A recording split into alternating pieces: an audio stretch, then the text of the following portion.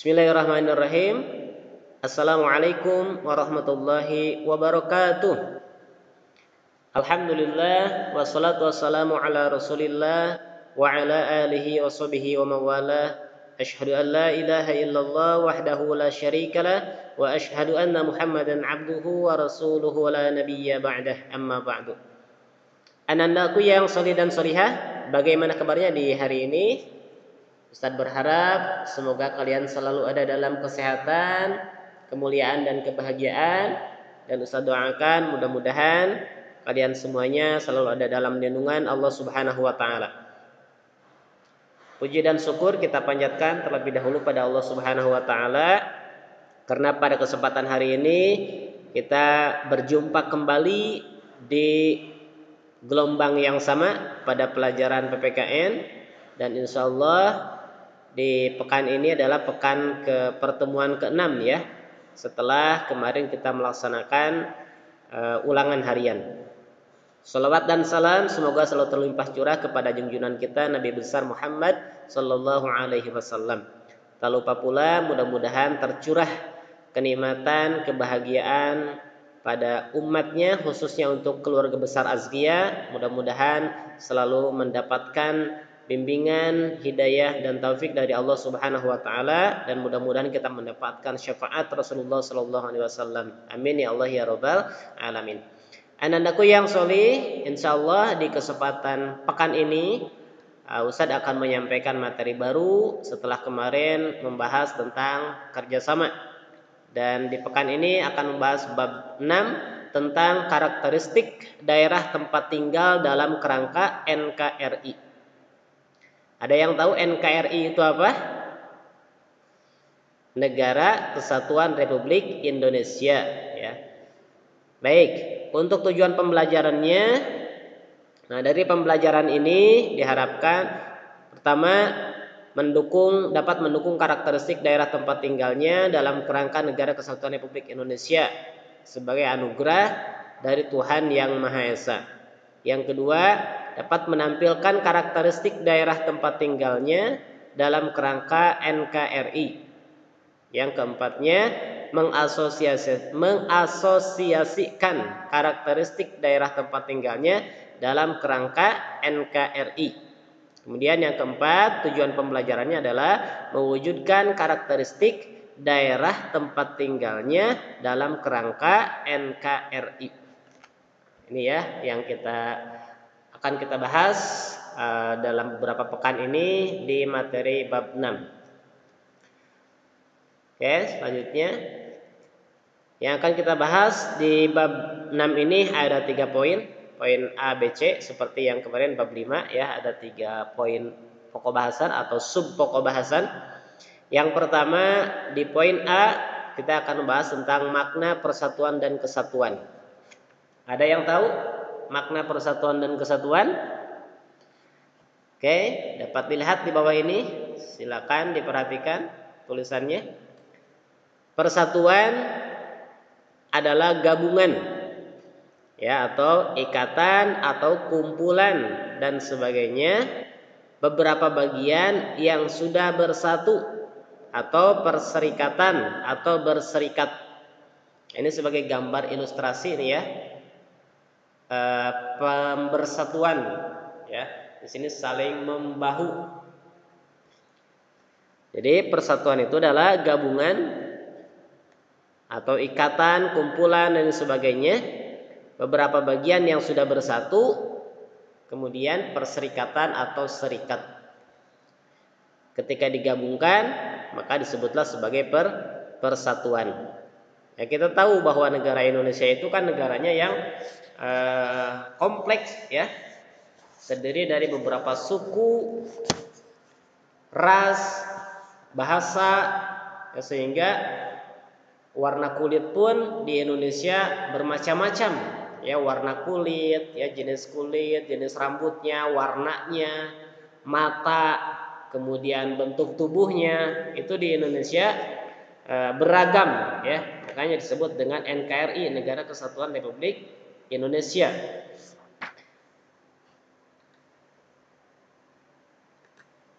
Lanjutkan. Makna persatuan dan kesatuan, keinginan untuk bersatu tampak dalam beberapa peristiwa besar perjuangan bangsa, seperti munculnya organisasi Budi Utomo ya di tahun 1908, kemudian munculnya Sumpah Pemuda di tanggal 28 Oktober tahun 1928, kemudian adanya peristiwa proklamasi kemerdekaan negara Indonesia pada tanggal 17 Agustus 1945. Nah, ini merupakan keinginan ya, keinginan bukti dari rasa persatuan dan kesatuan, ingin mempersatukan bangsa Indonesia, sehingga muncul beberapa organisasi ya, yaitu organisasi Budi Utomo, Sumpah Pemuda, kemudian yang terakhir untuk sebagai puncaknya adalah proklamasi kemerdekaan negara Republik Indonesia pada tanggal 17 Agustus 1945. Ada yang tahu di mana diproklamasikannya? Nah, itu di rumahnya presiden pertama ya. Di rumah presiden pertama Insinyur Soekarno-Hatta di Jalan Pegangsaan Timur ya. Ada yang pernah ke sana? Nah, kebetulan Ustadz juga belum pernah ke sana ya, karena belum Allah takdirkan.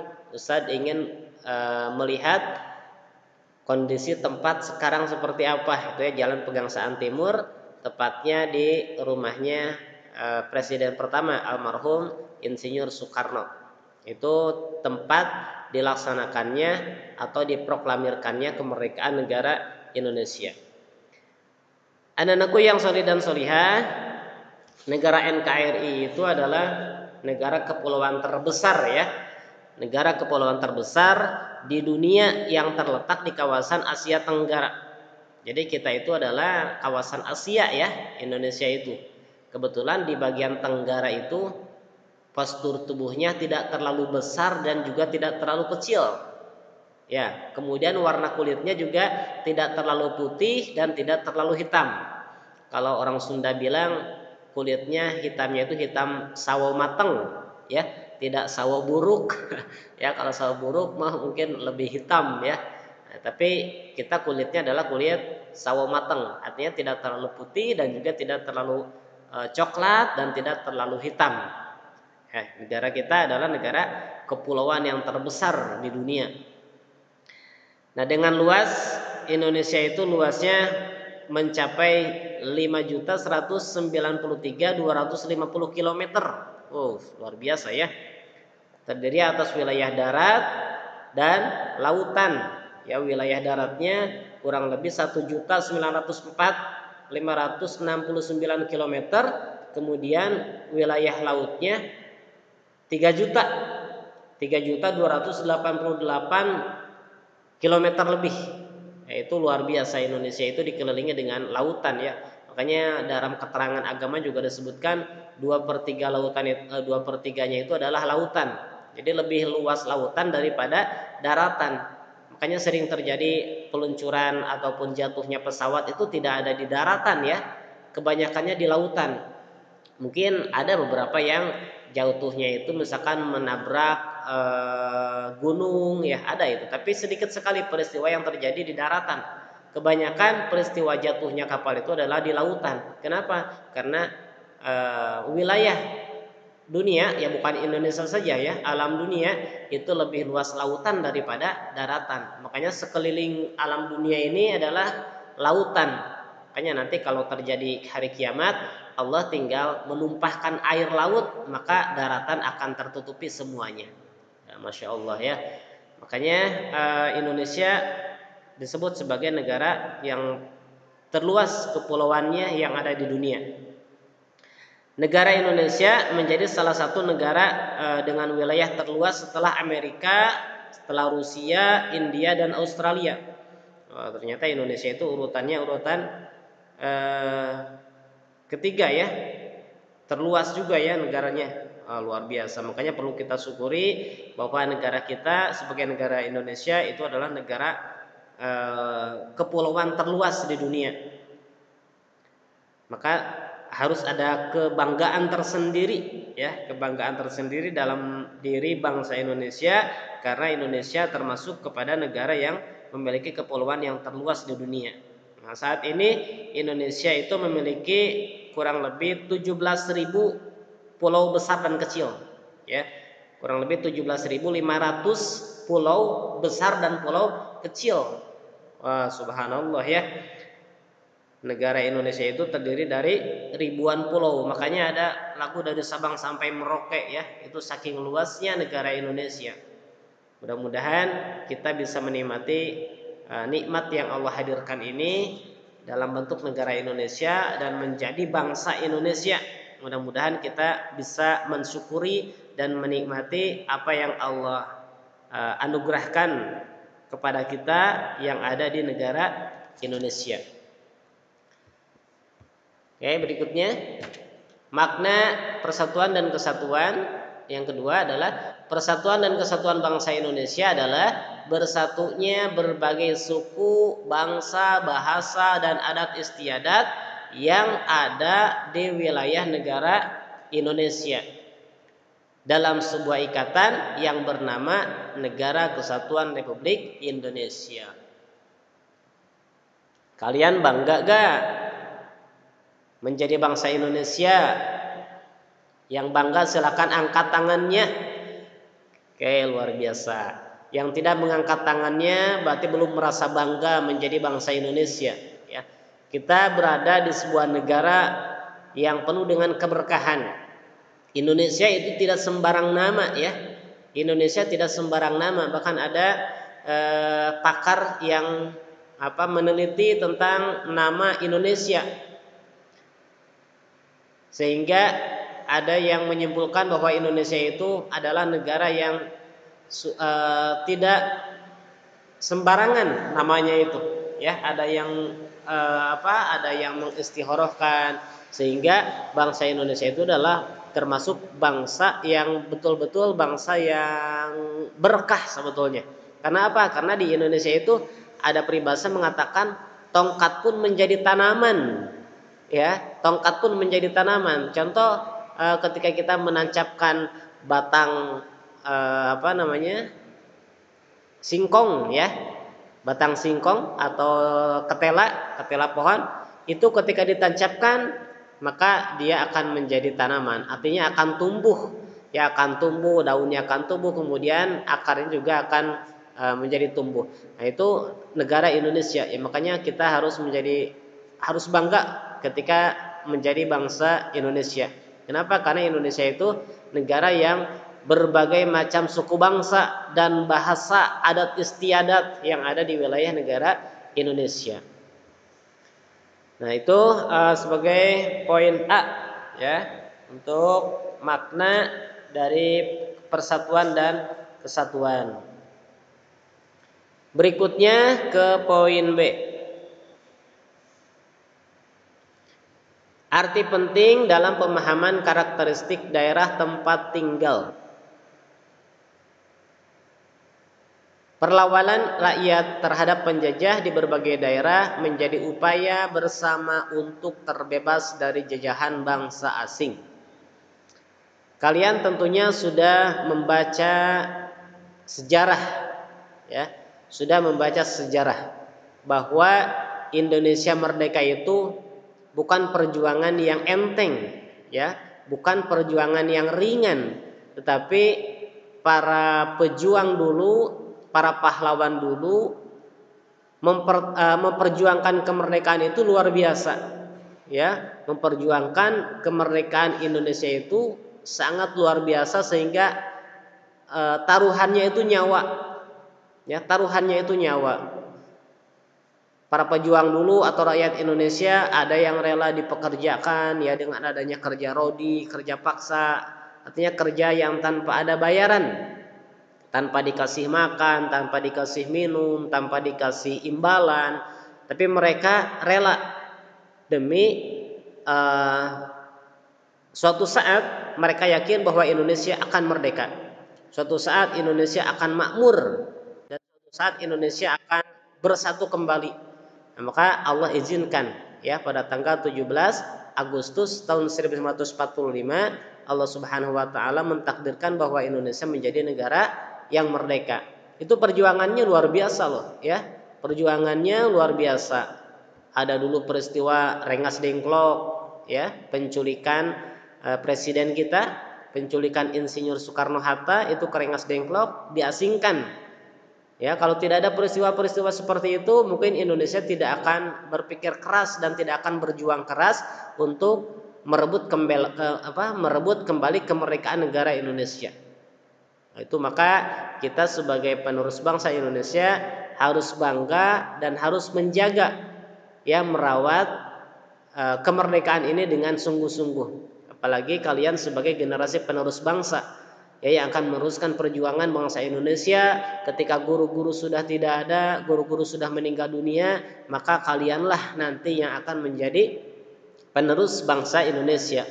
Maka isilah dari sekarang kehidupan kita, waktu kita, hal-hal yang bermanfaat. Ya, isi kehidupan kita, kegiatan kita dengan kegiatan yang bermanfaat, yang bernilai kebaikan, baik itu untuk diri sendiri, keluarga, masyarakat, bangsa ataupun negara. Ya, maka di situ akan tumbuhlah rasa kecintaan terhadap tanah air Indonesia. Selanjutnya, dalam masa pergerakan nasional, selain organisasi politik, juga muncul organisasi pemuda yang bersifat kedaerahan. Muncul organisasi pemuda yang bersifat kedaerahan seperti yang Ustaz tadi sebutkan di atas, ya. Ada gerakan Budi Utomo, ada gerakan Sumpah Pemuda dan yang lainnya. Dalam perkembangan selanjutnya diadakanlah yang namanya kongres. Kongres pertama itu dilaksanakan pada tanggal 30 April sampai 2 Mei 1926. Ini sebelum kemerdekaan, ya. Merdeka kan tahun 1945. Ya, ini kongres pertama itu di tahun 1926, ya, bersama antar organisasi pemuda. Hal ini dilakukan untuk menunjukkan nasionalisme terhadap bangsa Indonesia. Luar biasa, ya, perjuangan orang tua dulu untuk merebut kemerdekaan itu. Mereka berjuang benar-benar, ya. Mereka berjuang dengan keras bagaimana caranya supaya mengalahkan penjajah, mengusir penjajah dari negara tercinta, dari negara Indonesia, sehingga mereka itu tidak ada lagi yang dipikirkan selain daripada merdeka. Ya, jadi mereka berpikirnya jauh. Mereka berpikirnya bukan untuk diri sendiri atau golongan, tetapi mereka berpikirnya adalah untuk anak cucu generasi penerus bangsa Indonesia, termasuk kita. Ya, kalau mereka tidak berjuang pada saat itu, maka mungkin tidak mustahil bahwa kemerdekaan tidak akan tercapai. Ya, tapi dengan sungguh-sungguh kerja keras mereka, kemudian tidak lupa juga didorong dengan doa pada Allah Subhanahu wa taala, maka Allah mengizinkan, mentakdirkan Indonesia menjadi negara merdeka. Nah, anak-anakku yang soleh dan solihah, dengan adanya kemerdekaan tersebut, maka kita harus mengisi, merawat kemerdekaan ini dengan sungguh-sungguh. Ya, diantaranya dengan belajar yang giat, ya, belajar dengan semangat. Ketika ada tugas, itu adalah tugas yang ringan. Ya, kalau dulu penjajah Indonesia atau pejuang Indonesia tugasnya berat sekali. Ya, kalau kalian misalnya dikasih tugas untuk mengisi atau untuk ada PR, tugas clipping atau soal, itu kelihatannya dianggapnya berat gitu, ya. Padahal itu adalah tugas yang ringan. Hanya mengkotak-katikkan HP atau laptop saja itu sudah selesai. Coba lihat perjuangan bangsa Indonesia dulu, ya. Para sesepuh leluhur dulu, orang tua kita dulu, itu berjuang luar biasa, ingin memerdekakan kita loh. Ingin memerdekakan generasi penerus bangsa Indonesia. Maka kita harus mengisi kemerdekaan ini dengan sungguh-sungguh, belajar yang giat, ya, pagi-pagi ketika sebelum CB itu sudah siap-siap, sudah mandi dan lain sebagainya, ya, diisi dengan hal-hal yang bermanfaat. Insya Allah kemerdekaan ini akan tetap terjaga, ya. Tapi kalau generasi penerusnya memble, ya, generasi penerusnya tak peduli dengan apa yang terjadi saat ini, maka Insya Allah negara Indonesia akan dijajah kembali. Ya, walaupun sekarang ada beberapa bagian yang sudah dijajah lagi, ya, beberapa bidang yang sudah dijajah lagi oleh negara luar. Nah, jangan sampai kehidupan kita itu sekarang dibelenggu lagi. Kehidupan kita, kebebasan kita sekarang jangan sampai dijajah lagi oleh bangsa luar. Makanya Ustaz titip pada kalian sebagai anak didik, sebagai peserta didik, isilah kegiatan hari-hari kalian dengan hal-hal yang bermanfaat. Ya, jangan sia-siakan waktu kalian karena waktu kalian hanya sebentar. Nanti akan ada masanya kalian menjadi dewasa, orang tua, ya. Kalau panjang umurnya ada yang menjadi ayah, ada yang menjadi ibu, ada yang menjadi kakek dan nenek. Nah, disitulah kalian akan bisa menjelaskan sejarah yang kalian alami kepada generasi penerusnya. Baik anak-anakku yang soli dan solihah, itu dulu untuk materi yang dapat Ustaz sampaikan di kesempatan hari ini. Insya Allah kita berjumpa kembali di pekan berikutnya. Dan jangan lupa untuk di save. Kalau mau di screenshot silakan di screenshot materinya. Atau kalau tidak nanti akan Ustaz sharekan untuk materi PDF-nya. Baik, terima kasih anak-anakku yang soleh dan solehah. Kita akhiri dengan hamdalah. Alhamdulillahirabbil alamin, dan ditutup dengan doa kifaratul majlis. Subhanakallahumma wa bihamdika asyhadu an la ilaha illa anta astaghfiruka wa atubu ilaik. Ustaz mohon maaf. Wassalamualaikum warahmatullahi wabarakatuh.